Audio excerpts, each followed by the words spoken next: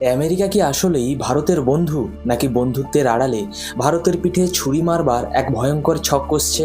একদিকে Donald Trump বলছেন ভারত নাকি তাদের ট্রাস্টেড অ্যালাই, আর অন্যদিকে আমেরিকার পার্লামেন্টে চুপিসারে প্রস্তুতি নিচ্ছে ভারতের ওপর 100 থেকে 200% পর্যন্ত ট্যাক্স বা ট্যারিফ চাপানোর ফাঁদ। হ্যাঁ, আপনি একদম ঠিকই শুনছেন, ভারতের অর্থনীতিতে এক বিশাল ধস নামানোর ব্লু প্রিন্ট রেডি হচ্ছে। কিন্তু কেন? শুধু কি রাশিয়ার সাথে বন্ধুত্বের কারণে, নাকি আমেরিকার আসল ভয় ভারতের এই রকেট স্পিডে গ্রোথ? আজ আমরা জিওপলিটিক্সের এমন কিছু ডার্ক সিক্রেট ফাঁস করব যা শুনলে আপনি চমকে উঠবেন। ভিডিওর শেষ পর্যন্ত থাকবেন, কারণ আজকের এই ফ্যাক্ট বেসড অ্যানালাইসিস আপনার চোখ খুলে দিতে বাধ্য। বন্ধুরা, জিওপলিটিক্সের দুনিয়ায় আজ সব থেকে জটিল এবং বিপজ্জনক প্রশ্নটি হলো, আমেরিকা কি সত্যি ভারতকে নিজেদের অ্যালাই বা মিত্র দেশ হিসেবে মানে, নাকি এটা শুধু একটা জিওপলিটিক্যাল ট্র্যাপ? অফিসিয়াল টার্মে অ্যালাই শব্দটার ওজন অনেক বেশি। এর মানে হলো এমন এক দেশ যার সাথে আপনি শুধু ব্যবসাই করেন না, প্রয়োজনে কাঁধে কাঁধ মিলিয়ে রক্তক্ষয়ী যুদ্ধেও যান।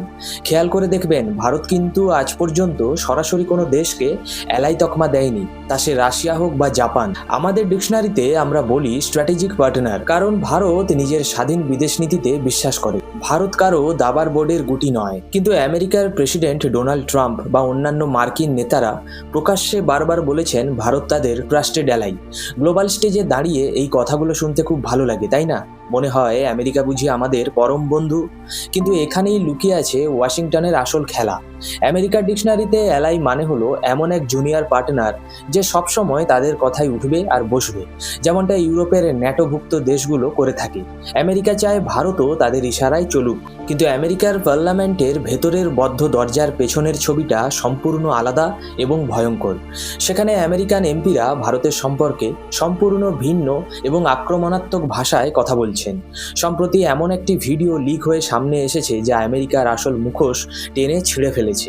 এই ভিডিওতে আমেরিকান এমপিরা পরিষ্কারভাবে বলেছেন যে তারা এমন একটি বিল পাস করাতে চলেছে যার মাধ্যমে আমেরিকার অন্যান্য মিত্ররা তো সুরক্ষিত থাকবে, কিন্তু ভারত এবং চীনকে সরাসরি টার্গেট করে ইকোনমিক হিট করা হবে। একটু গভীরভাবে বিশ্লেষণ করুন, ভারতকে কেন চীনের ব্যাকে ফেলা হচ্ছে? চীন আমেরিকার ঘোষিত শত্রু, কিন্তু ভারত তো কোয়াডে আমেরিকার পার্টনার। আসল সত্যিটা হলো, আমেরিকা কোনো উদীয়মান সুপার পাওয়ারকেই সহ্য করতে পারে না। চীনের পর ভারতের এই রকেট স্পিড গ্রোথ, টেকনোলজি এবং ম্যানুফ্যাকচারিং বুম, এটা আমেরিকার গলায় কাঁটা হয়ে দাঁড়িয়েছে। তারা মুখে ইন্দো প্যাসিফিক স্ট্র্যাটেজির কথা বলে, চীনকে আটকাতে ভারতকে ব্যবহার করতে চায়, আর আড়ালে ভারতের স্বাধীন অর্থনীতিকে ধ্বংস করবার ব্লুপ্রিন্টও বানায়। আপনাদের কাছে আমার সরাসরি প্রশ্ন, আপনাদের কি মনে হয় আমেরিকা যখনই সুযোগ পাবে তখনই কি তারা বন্ধুত্বের মুখোশ খুলে ভারতের ইকোনমিতে এরকম আঘাত আনার চেষ্টা করবে, নাকি ভারতের উচিত এখন থেকেই আমেরিকার এই দ্বিচারিতার বিরুদ্ধে কড়া ইকোনমিক ডিফেন্স তৈরি করা? কমেন্ট করে অবশ্যই জানান। এবার আসুন এই জিওপলিটিক্যাল থ্রিলারের সব থেকে অন্ধকার অধ্যায়ে ঢোকা যাক।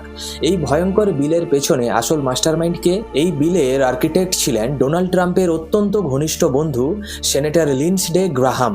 হ্যাঁ, তিনি সম্প্রতি মারা গেছেন, কিন্তু অবাক করা এবং একই সাথে ভয়ঙ্কর বিষয় হলো, তার তৈরি করা বিলটি তার মৃত্যুর পরও আমেরিকান পার্লামেন্টে জোর কদমে পুশ করা হচ্ছে। এটা কোনো সাধারণ কাকতালীয় ঘটনা নয়।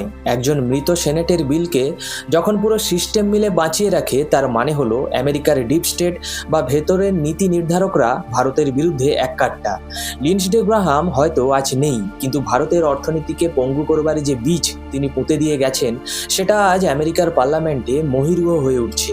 এই বিলের প্রাথমিক ড্রাফটটা শুনলে আপনার শিরদাঁড়া দিয়ে ঠান্ডা স্রোত বয়ে যাবে। সেখানে পরিষ্কার বলা হয়েছিল ভারত ও চীনের ওপর 500% পর্যন্ত ট্যারিফ বা শুল্ক চাপানোর কথা। হ্যাঁ, 500%, যদিও পরে সেটাকে কমিয়ে 100% করা হয়েছে। কিন্তু একবার প্র্যাকটিক্যালি চিন্তা করে দেখুন, 100% ট্যারিফ মানে আসলে কি?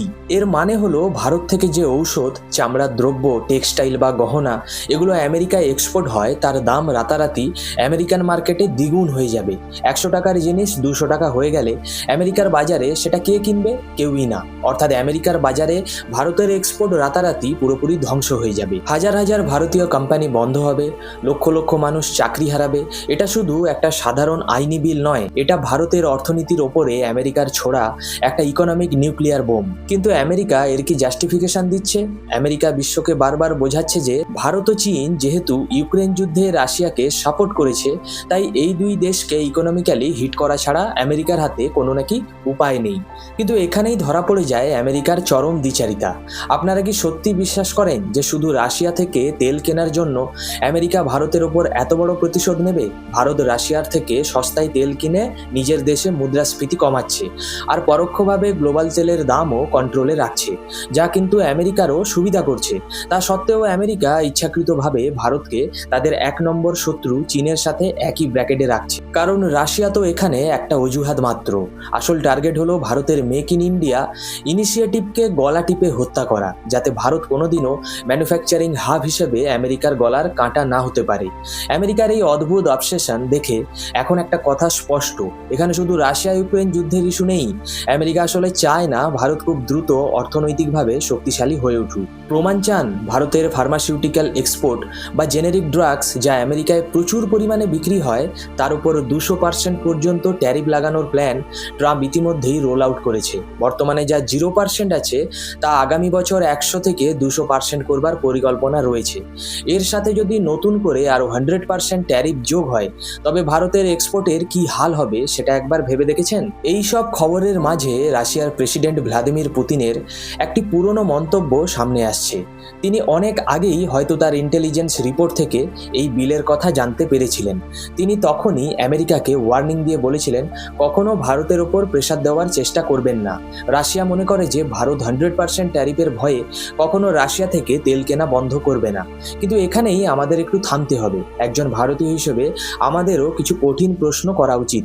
যদি রাশিয়া সত্যিই ভারতের ভালো চায়, তবে তারা কেন এমন জায়গায় অ্যাটাক করছে যেখানে ভারতীয়দের জীবন বিপন্ন হচ্ছে? সম্প্রতি ব্ল্যাক সি বা কৃষ্ণ সাগরে একটি কার্গো জাহাজে রাশিয়ার মিসাইল আঘাত হানে, যেখানে বেশ কয়েকজন ভারতীয় নাবিকের মর্মান্তিক মৃত্যু হয়। শুধু তাই নয়, ইউক্রেন এম্বাসি সম্প্রতি একটি টুইট করে জানিয়েছেন যে ইউক্রেনের একটি পোর্টে অর্থাৎ এমভি ইমার-1 নামের একটি জাহাজে 13 জন ভারতীয় নাবিক আটকে আছেন এবং সেখানে রাশিয়া ক্রমাগত ড্রোন ও মিসাইল অ্যাটাক করছে। ইউক্রেন এখন সরাসরি ভারতকে অনুরোধ করছে যাতে ভারত রাশিয়ার উপর চাপ সৃষ্টি করে ওই নাবিকদের বাঁচায়। এর আগেও যখন 4 জন ভারতীয় মারা গিয়েছিলেন, ভারত তখন রাশিয়ান অ্যাম্বাসেডরকে সমন করেছিলেন। আজকের এই জিওপলিটিক্যাল দাবা খেলায় ভারত এক অত্যন্ত জটিল জায়গায় দাঁড়িয়ে আছে। একদিকে আমেরিকা বন্ধুত্বের মুখোশ পরে ভারতের এক্সপোর্ট এবং ইকোনমিতে বিশাল ট্যারিফের বোঝা চাপিয়ে আমাদের গ্রোথ থামানোর প্ল্যান করছে। অন্যদিকে আবার আমাদের বহু পুরনো মিত্র রাশিয়া তাদের অন্ধ আগ্রাসনের কারণে পরোক্ষভাবে ভারতীয়দের জীবন বিপন্ন করে তুলছে। বিদেশ নীতির এই কঠিন পরিস্থিতিতে ভারতকে শুধু ইমোশনের ওপর ভিত্তি করে নয়, বরং চরম প্র্যাকটিক্যাল হতে হবে। আমেরিকাকে যেমন বোঝাতে হবে যে ট্যারিফ দিয়ে ভারতকে দামিয়ে রাখা যাবে না, ঠিক তেমনি রাশিয়াকেও কড়া বার্তা দিতে হবে যে ভারতীয়দের জীবনের মূল্য সবার আগে। এই পুরো গেম প্ল্যান নিয়ে আপনার কি মতামত? আমেরিকা কি সত্যি আমাদের মিত্র? কমেন্ট সেকশনে আপনার লজিক্যাল মতামত দিন, আমি সবার কমেন্ট পড়ব। ভিডিওটি ইনফরমেটিভ মনে হলে একটি লাইক করুন, শেয়ার করে অন্যদের জানারও সুযোগ করে দিন। আর এই রকম ফ্যাক্ট বেসড জিওপলিটিক্যাল অ্যানালাইসিসের জন্য চ্যানেলটি সাবস্ক্রাইব করে বেল আইকন প্রেস করতে ভুলবেন না। জয় হিন্দ, বন্দে মাতরম।